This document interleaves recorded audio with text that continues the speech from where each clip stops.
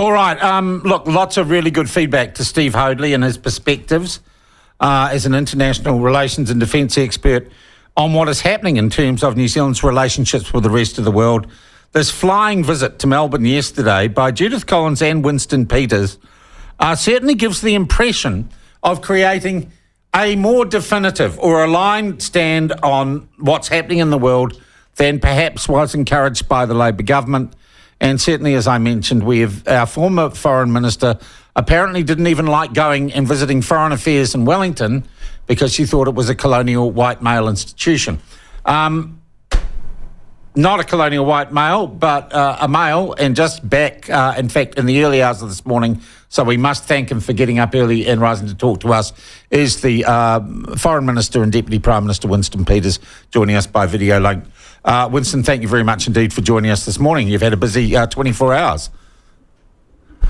Yes, very valuable 24 hours, or longer than that actually, because we started the day before that at a meeting when we arrived in Melbourne with Richard Marles, the Deputy Prime Minister and Minister of Defence. And also, it's really quite significant that this is the Labor government, where the number 2 position is occupied by the Deputy Prime Minister, but also he's taking the defence portfolio, which tells us that these issues are really serious for, dare I say, the Labour Party and the Australian people. Whose idea was this get-together? It's an idea that we were putting together late last year, which was floated by the Prime Minister, Chris Luxon, with Albanese, the Prime Minister of Australia, that we should get together, 2+2, and get some serious work done on these things to ensure that we're working together, we're on the same page, and there's a whole lot of valuable things we can discuss on that, because, as you just know, can you go back to the early 1990s when we were buying Lab 3s? The Lab 3s, which are coming out of Canada.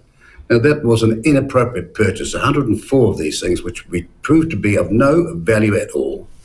They never got more than 38 of them crewed, and the rest were then described as a lousy excuse called spares.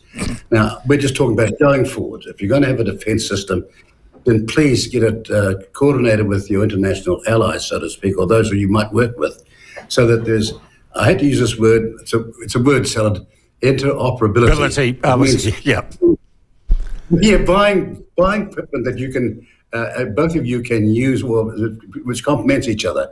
It just makes sense. And the truth is, if we are involved, if you like, in the shooting war, or even in just logistical operations, it is most likely going to be with Australia, and therefore it would make perfect sense that we have equipment that is similar to theirs. That means we can operate with them, we can dovetail in with them, right?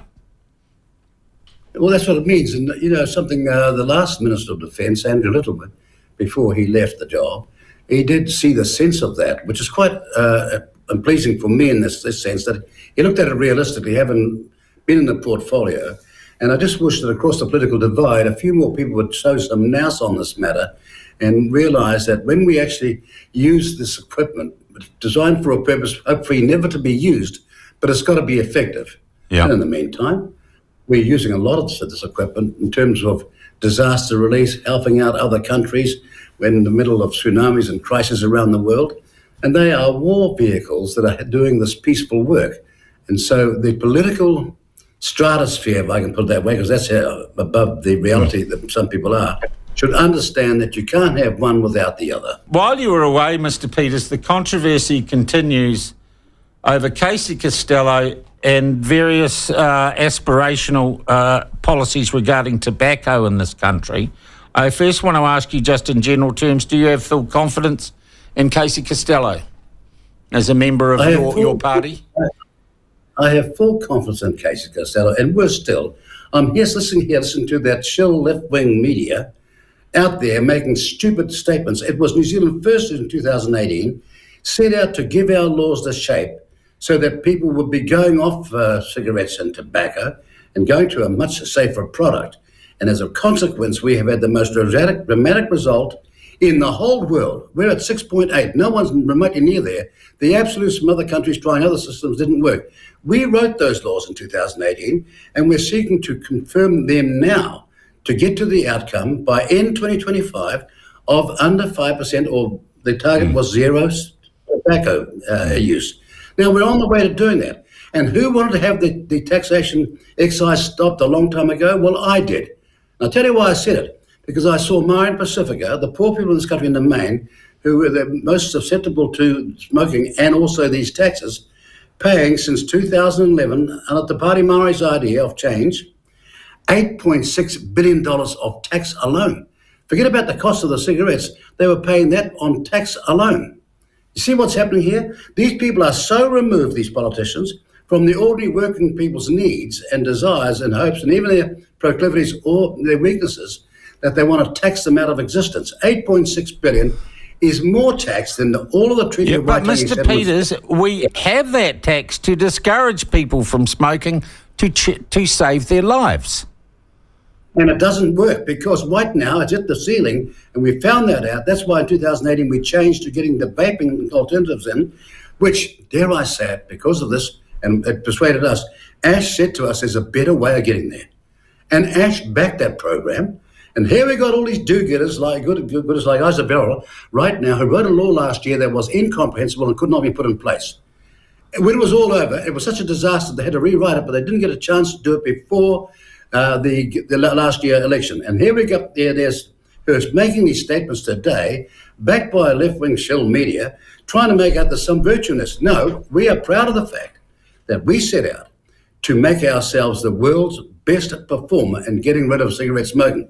And what are you hearing? The very converse from a bunch of biased, what I might call left-wingers. Okay, so for the record, Mr. Peters, and I am not saying I buy into this narrative, nor that the platform does, but it is clear to see the narrative being created and the suggestion being implied by your political opponents, indeed, I would say, with the acquiescence and the encouragement and the connivance of mainstream media companies, is that New Zealand First may have received, and this is the mud being thrown, may have received significant financial donations for the last campaign from the tobacco industry, and the quid pro quo was that you let the tobacco industry write your policy. That is essentially what's being implied all over the place at the moment, and I want to give you a chance to reply to that. Yeah, okay. Well, Jim, don't waste your time on the question. Just put the allegation out there one more time. Okay. It's not being applied. This is dirt and filth from the mainstream media. Here's the point. We all have to do a declaration of donations to political parties. We all file them, and that'll be known publicly. It never was in the last few years ever the case, and it won't be the case this time. But no, without any evidence, they're flinging these allegations. Look, my party went through hell with the Serious Fraud Office with allegations that were made in April of 2020. When it was all over, we won twice, costing us hundreds of thousands of dollars, defending ourselves against a tissue of lies. I've not seen one apology from one mainstream journalist. And here they go again. And my message to those mainstream journalists is this: you are not going to get away with this. We're coming for you. We're going to outline your dirt program and make sure that you, above all, don't prevail with a tissue of lies.